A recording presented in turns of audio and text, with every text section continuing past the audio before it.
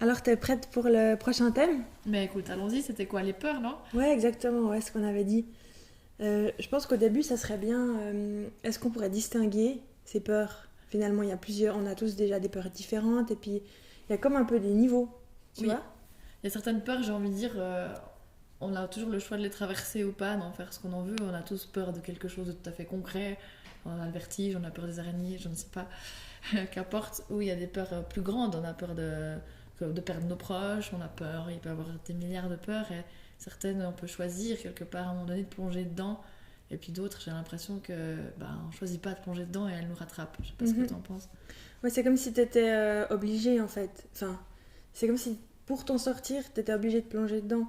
Si tu reprends l'exemple, par exemple, le vertige, finalement, tu peux mettre ça de côté toute ta vie. Et puis c'est ok, tu peux vivre comme ça. Et il y a d'autres peurs, quand t'es mis face au mur, si tu plonges pas dedans, t'avances pas. Mhm. Je sais pas si tout le monde peut se reconnaître dans toutes les peurs qu'on peut évoquer.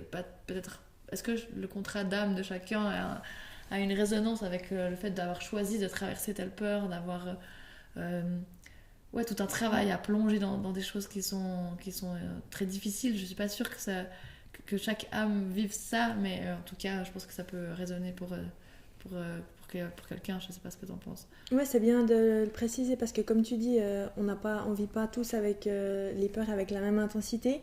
Puis suivant ce qu'on a choisi de venir expérimenter sur la Terre, on n'est pas tous poussés aussi à guérir les mêmes choses. Donc en fonction de ce que tu dois guérir, il y a une situation qui s'y présente ou non. C'est ça. Et c'est pour ça que des fois, ça peut être des fois mal compris de l'extérieur parce qu'on se dit, mais peut-être pourquoi moi j'ai pas tellement peur de ça et pourquoi toi ça te prend des proportions aussi grandes, pourquoi est-ce que c'est si difficile pour toi.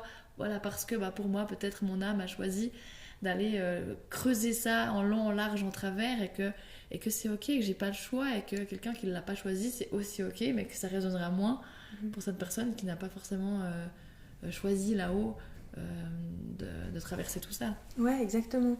Et puis par exemple, pour toi, ça serait quoi? Enfin, c'est quoi, disons, une peur concrète, un truc standard, et une peur vraiment où le truc le pire. Tu vois comment? Ok, Comme ça, peut-être de que pour sentir un mieux peu ça. comprendre un peu la différence. Mhm. Je prenais l'exemple du vertige Ouais, avant. ouais. Typiquement, Mhm. je me sens assez concernée, que j'essaye de. Je suis du genre à pas mal traverser mes peurs, donc j'ai pas envie de me contenter de me dire j'ai le vertige et je vais pas où j'aime pas. Après, ça dépend, j'ai certaines limites où je vais pas y aller, mais j'essaye de me dire j'ai le courage de traverser et j'essaye. Ça serait une peur un peu basique. Et puis la peur démesurée, peut-être qu'on l'a de toute façon un peu tous d'une certaine façon, ça serait la peur de mourir. Et je pense qu'on l'a tous traversé d'une façon ou d'une autre, de manière différente, d'une manière forte ou moins forte, ou en tout cas à des moments différents de notre vie. Je sais pas si ça te parle, et du coup, Oui, toi, quelles sont tes peurs? je dirais une peur standard, je sais pas moi, de certains insectes, Oui. disons. Et c'est pas du tout un truc que j'ai envie de traverser. Vraiment, je m'en fous de ça, je les évite et puis voilà, tu vois. Et puis, donc il y a celle-là. Et puis il y a la peur pour laquelle j'ai dû traverser, c'était la peur de mourir. Mhm. Et en fait là, c'est ce dont on parlait avant quand t'as plus le choix. Oui. C'est pas comme en mode la petite araignée, je m'en fous, loin, je la fous dehors, ok. Mais là, on pouvait pas mettre de mouchoir dessus sur cette grosse peur parce que tu peux pas, tout simplement, Mhm. c'est impossible. Et je dirais peut-être on pourrait un petit peu détailler comment on a fait pour traverser ces grandes peurs et quels étaient les symptômes accompagnés de ces peurs qui font très très peur. Je pense que c'est une bonne idée. Encore une fois, je pense que pas tout le monde peut se retrouver là-dedans, mais si chacun peut puiser quelque chose et que ça parle, ça me paraît Mhm. important. Comme tu dis, on n'a pas le choix d'aller dans cette peur-là. Je sais pas comment toi tu l'as vécu, mais en tout cas, c'est en termes du corps déjà. Ouais. Le corps qui te force à y aller, le corps qui te force à te stopper, le corps qui parle tellement fort, et puis aussi en termes des émotions, des angoisses très fortes, des émotions très fortes qui font que tu peux plus le contourner. Au point que, alors que tu avais un quotidien qui allait super bien, tu te lèves le matin, tu vas travailler, tu vois tes amis, tu as une vie tout à fait calée et adéquate pour toi à ce moment-là, et tout à coup, ton corps se met à avoir des choses que tu peux plus mettre en sourdine, tu as des angoisses qui débarquent, tu sais pas pourquoi, tout à coup, tu es angoissé dans la journée, et là, tu commences à te dire, mais qu'est-ce que je suis en train de vivre? Et puis tu mets un peu un mouchoir dessus, et puis ça augmente, et puis c'est de plus en plus fort. Je sais pas si ça s'est installé comme ça chez toi aussi. C'est bien comme tu expliques. Et puis surtout le fait qu'il n'y a pas vrai. Enfin, c'est pas qu'il n'y a pas de déclencheur, Mais en fait, ça se déclenche quand tout va bien. Oui, Et du coup, tu comprends pas. Parce que t'es normal dans ta life, en train de vivre normal, quoi. c'est ça. Qu'est-ce qui se passe, tiens? Qu'est-ce qui se passe? Et vraiment, en un claquement de doigts, donc ouais, tout va bien en un claquement de doigts. C'est comme si t'as la pièce qui se retourne et tout va mal. Oui. Dans le sens où, ben, par exemple, pour moi, du jour au lendemain, j'arrivais plus à m'endormir la nuit, j'avais des sursauts. Mais mon corps, il a jamais fait ça et j'ai jamais eu de problème de sommeil. Vraiment le truc à l'extrême. Oui. Après, tu as tout ce qui va avec, ben, par exemple, les battements du cœur qui s'accélèrent, mais ils s'accélèrent pas de 5 battements, mais de 30 battements. Alors, comme si tu avais couru un marathon alors que tu es tranquille chez toi, rien à voir, tu vois. Il y avait tellement de, par exemple, aussi des problèmes pour parler, la musculature qui se crispe. Et ça, c'est vraiment venu en un claquement de doigts, en fait. Ouais, d'un coup comme Je ça. pense que toi aussi. Oui, moi c'est surtout le plus frappant, c'est les angoisses. Tout à coup, tu fais ta journée et t'es angoissé par des trucs qui, sur le moment, n'ont aucun sens. Pourquoi est-ce que t'aurais peur d'aller au travail ce matin-là? Aucun sens, t'y allais la veille. Des peurs comme ça qui devenaient très fortes, et puis bah, de la peur d'aller se coucher pour dormir. Pourquoi est-ce que j'aurais peur de m'endormir? Et puis là, bah, du coup, le cœur se met à accélérer. Tu commences à faire beaucoup de cauchemars, d'avoir des choses qui te traversent, et puis après, bah, tout le corps se met à se crisper. Moi, ça c'est aussi transmis par la mâchoire, par toute la tête qui se met à grincer, les grincer des dents la nuit. On se dit, mais qu'est-ce qui se passe? Le corps, il est en train de partir en wine total. C'est fort ce que tu dis avec le sommeil, quand tu as peur d'aller te coucher. Moi, j'avais aussi la boule au ventre avant d'aller dormir, alors que en temps normal, je peux m'endormir sur une place de fête ou non, mais vraiment hein, partout, j'ai zéro problème dans les avions, zéro problème. Et là, d'un coup, t'as la boule au ventre d'aller juste te coucher dans ton lit en fait. Donc c'est fort. Et puis à ce moment-là, t'as cette peur vraiment là qui ressurgit, c'est ta peur la plus forte. T'as l'impression que tu vas mourir. Mais tu te dis, mais attends, mais il n'y a rien qui va. T'as de l'eczéma, t'as plus faim. D'un coup, si tu pourrais sauter en balcon, tu sautes. Enfin, il n'y a que des problèmes. Et tu comprends pas pourquoi. Puis j'ai l'impression qu'il y a beaucoup d'idées qui traversent, dont on n'ose pas trop parler, des pensées, des choses un peu sombres qui te passent par la tête, et tu te dis mais je peux pas le partager, mais qu'est-ce qui se passe? Qu'est-ce que je suis en train de vivre? C'est vraiment une angoisse où on a l'impression qu'on est en train de mourir. Et j'ai une phrase comme ça qui me vient souvent, que j'ai pu évoquer avec des personnes autour de moi, c'est de dire mais alors la mauvaise nouvelle, vous êtes en train de mourir, donc c'est vrai. Mais la bonne, c'est que derrière se cache une renaissance. Alors ça, on y reviendra parce qu'on n'y est pas encore. Ça prend du temps, c'est compliqué. Mais oui, on est réellement en train de mourir à ce moment-là. Et c'est pour ça qu'on est confronté à nos pires cauchemars, en fait, à nos pires angoisses. Et il n'y a rien de faible là derrière. Tout à coup, ça tombe dessus et on pourrait le prendre contre soi ou se dire, encore une fois, peut-être que c'est une bénédiction à transformer quelque chose. Mais à ce moment-là, on est juste dans cette peur extrême d'avoir... Je sais pas, comme si on allait mourir. Et je sais pas ce que tu en penses, mais c'est comme si dans ce moment-là, on va développer des ressources qui sont insoupçonnées, des choses qu'on n'est même pas au courant, qu'on est capable de mettre en place, parce que là, on n'a plus le choix, parce qu'on a tellement l'impression qu'on est en train de mourir, que finalement, on se raccroche à quelque chose, parce que c'est notre seule façon de pouvoir faire. Et je sais pas si tu as aussi eu cette impression de juste te raccrocher à quelque chose de non palpable, ou quelles étaient tes ressources à ce moment-là. C'est exactement juste quand tu dis te raccrocher à des choses, entre guillemets, qui n'existent pas. Parce que moi, j'essayais de me raccrocher, par exemple, aux somnifères. Je me suis dit, bon, ok, je vais prendre des somnifères. Et en fait, les somnifères, ils ne fonctionnaient pas du tout. Parce qu'en fait, on ne me demandait pas d'aller prendre des médicaments pour cacher ma peur. On me demandait d'aller plonger dedans. Et ben, par exemple, je prends jamais de médicaments. Et là, d'un coup, tu prends des somnifères forts et ça ne fonctionne pas. C'est là que tu vois qu'il y a autre chose derrière. Et que tu peux plus mettre le mouchoir dessus comme dire, ah, la petite araignée, là, ciao, bonne. Tu vois? Oui. Et à ce moment-là, toutes les ressources que tu as développées depuis ta naissance, elles ne fonctionnent pas pour régler ce problème. Il n'y a rien qui marche. Il n'y a rien du tout qui marche. Tout ce que tu as l'habitude de faire pour te sentir bien, bah, même typiquement dormir. Tu vois, quand tu te sens pas bien, tu dors, bah, là tu peux plus. Tout ce que tu as mis en place depuis ta naissance pour que tu ailles mieux, normalement, ça ne marche pas tellement le problème, la peur, le problème, disons, est énorme. Et du coup, c'est comme si tu étais poussé à aller chercher des à te raccrocher à des choses qui sont pas palpables, comme tu dis. Et de se dire que même si pour l'instant c'est horrible, tout ça c'est pour du mieux. Oui. Et du moment que déjà tu arrives à te dire ça, et tu arrives à te dire que t'es pas né pour souffrir, la vie n'est pas contre toi mais pour toi, tu avances déjà un bout. Tu vois comment déjà sans forcément avoir mis quelque chose en place, mais juste en étant pas en le prenant pour soi. Oui. Enfin, contre plutôt, oui, tu vois. de dire c'est Voilà. un bon moyen Exactement. de rebondir. Oui. Mhm. Ça me parle ce que tu dis que les somnifères ne suffisent plus. Moi, ça me fait penser à la gestion des crises d'angoisse, par exemple. Bah, on met en place un système pour mieux gérer ses angoisses, c'est super, ça va mieux. Puis à ce moment-là, c'est pas suffisant. Ou alors on pourrait faire ça, mais finalement chaque nuit ça va se répéter.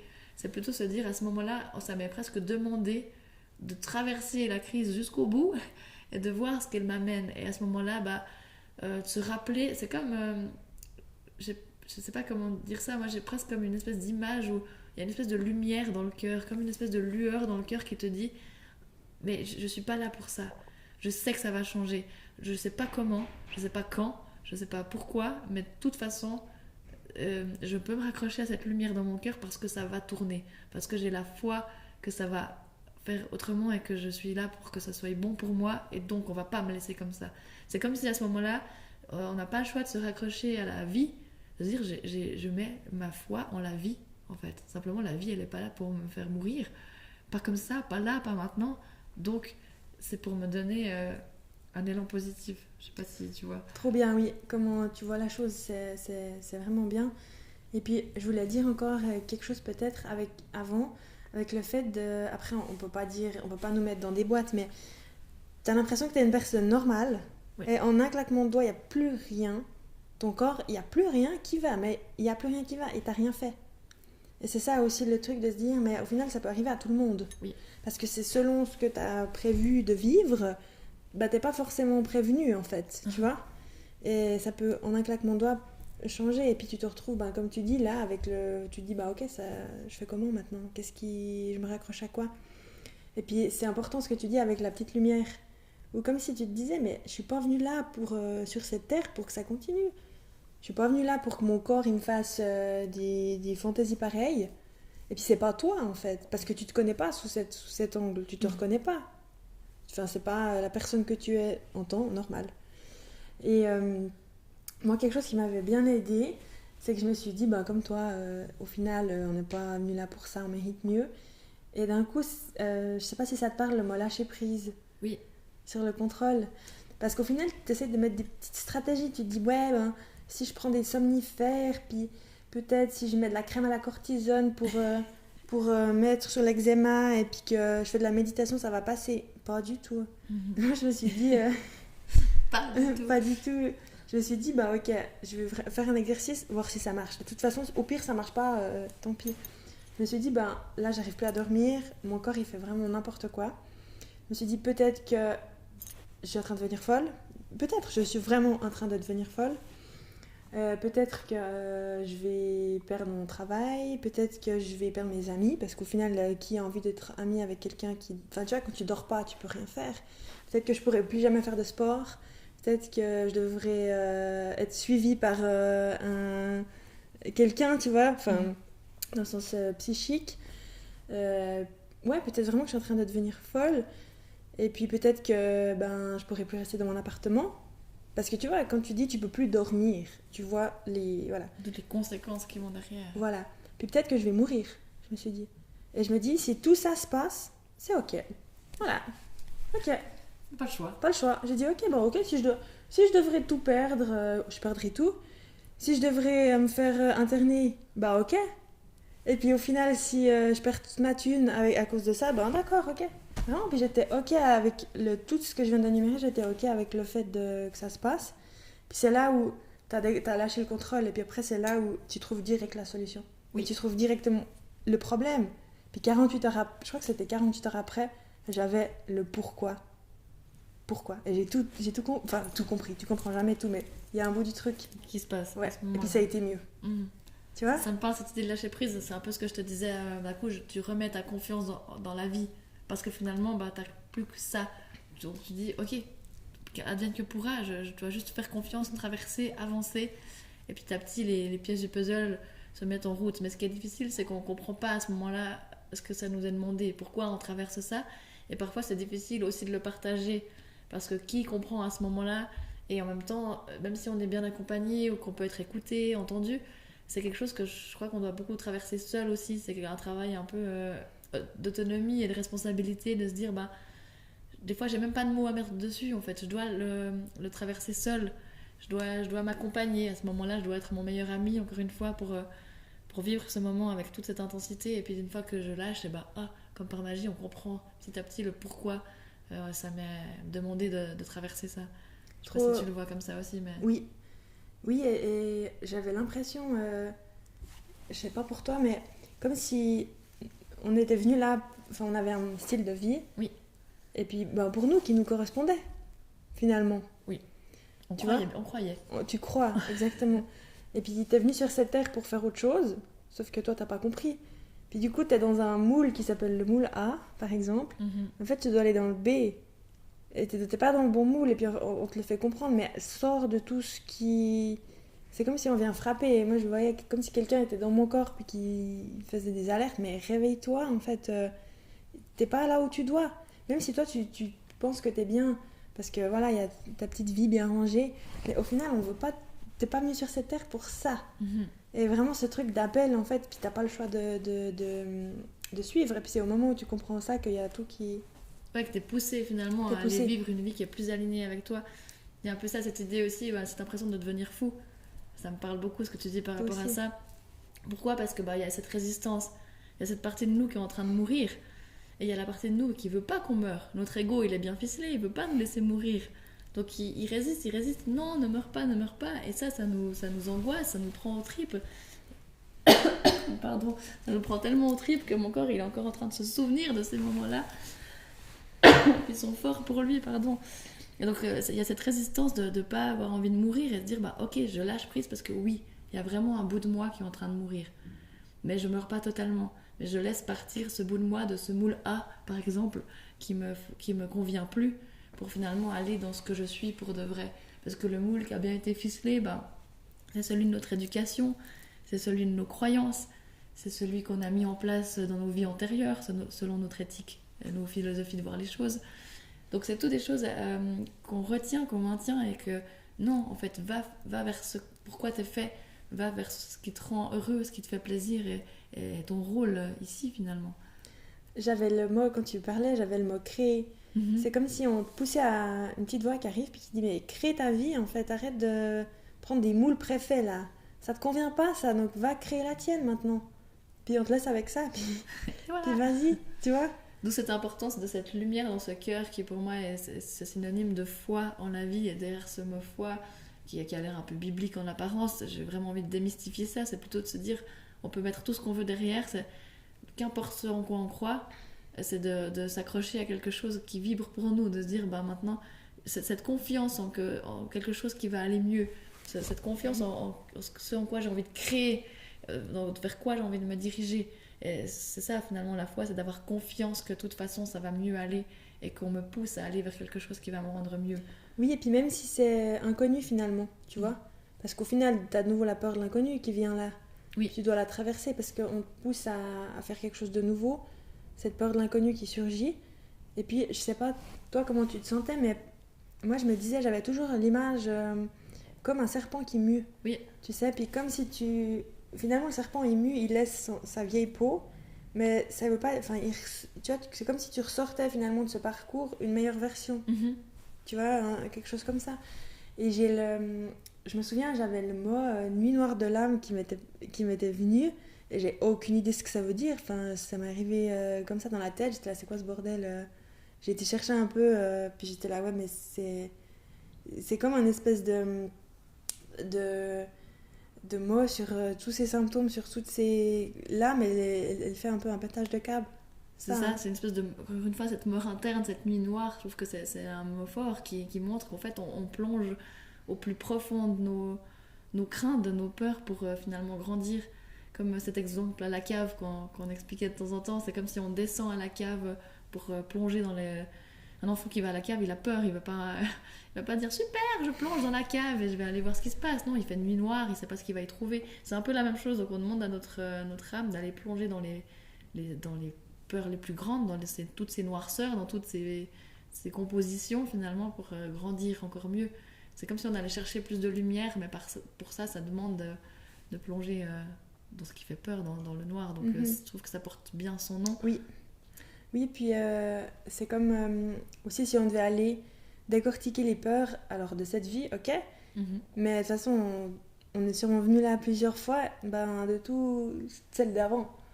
Et puis finalement tu peux soit prendre la chose négativement, de se dire ok, pourquoi moi d'un coup c'est à moi d'aller traverser toutes mes peurs des vies d'avant, et puis pourquoi c'est à moi de faire ça au final.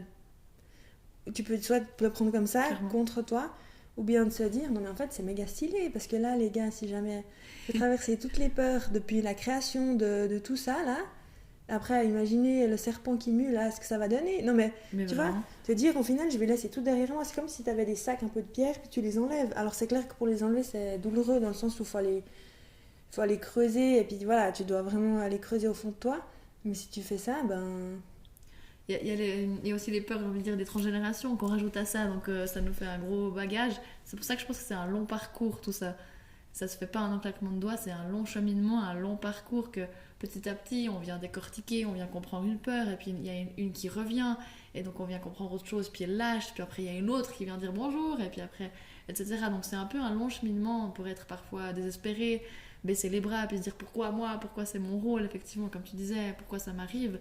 Et puis finalement, je crois que c'est aussi un symbole de force et de courage pour les âmes qui traversent ça, parce que ça leur demande d'aller chercher au plus profond d'elles toutes les ressources qu'elles peuvent avoir, et je crois qu'elles sont les plus fortes du monde après ça. oui, exactement. Et puis de nouveau, pas tout le monde est amené peut-être à vivre ce que tu disais en fonction de qu'est-ce qu'on a signé ici, qu'est-ce qu'on est venu faire. Et puis quand tu parlais des générations avec les peurs, c'est que tu es aussi amené tu dois aussi aller guérir ce qui t'appartient pas forcément. Parce que quand tu nais, de toute façon, tu as les peurs du côté maternel et du côté paternel qui te sont transmises en fait. Et puis tu dois aller, aussi aller guérir ça. Et puis j'aime bien quand tu dis chaque âme doit aller puiser la force en elle, mais des fois c'est compliqué de le faire seul. Qu'est-ce que t'en penses? Je crois même que c'est très difficile. Enfin, comme je disais avant, il y a toute une partie où on le fait seul avec soi-même, parce que finalement on est les seuls à avoir notre réponse pour notre propre chemin, notre propre mode d'emploi, encore une fois. Puis en même temps, parfois ça vaut la peine de pouvoir en discuter, de pouvoir se faire accompagner sur des bouts de route. Je vois vraiment ça, tu sais, comme une route où on est le seul randonneur, finalement on est le seul maître de notre sac et de où on pose les pieds. Mais de temps en temps, sur la randonnée, on croise une main qui nous aide, qui nous propulse un petit peu. Et puis parfois on a besoin un petit peu de s'appuyer là-dessus, et malgré tout on a quand même cette capacité d'aller chercher nos réponses dans notre cœur, les mots que tu as canalisés. Ça me paraît important. Les mots qu'on reçoit, les solutions, tout à coup pourquoi on doit faire ça, voilà. Mais tout ce chemin il est difficile effectivement de le faire tout seul, donc je pense que parfois c'est bien d'échanger, de poser ses questions, d'avoir besoin juste de partager son histoire, ou d'être un petit moment accompagné sur comment trouver les solutions, et je crois qu'on peut être à disposition pour ça. Oui, c'est ce que je me disais, y a le mot idée qui venait, où au final on pourrait unir nos deux expériences, et puis peut-être proposer aux personnes qui en auraient besoin en fonction de la situation, comme un accompagnement plus ou moins adapté, en fonction au cas par cas. En tout cas, d'écouter les histoires, ça c'est aussi intéressant finalement. Voilà, des partages. Et puis peut-être qu'on pourrait donner notre adresse mail pour les personnes qui aimeraient nous contacter, soit pour des partages ou bien soit pour peut-être un accompagnement. Oui. Qu'est-ce que t'en penses? C'est une bonne idée, oui.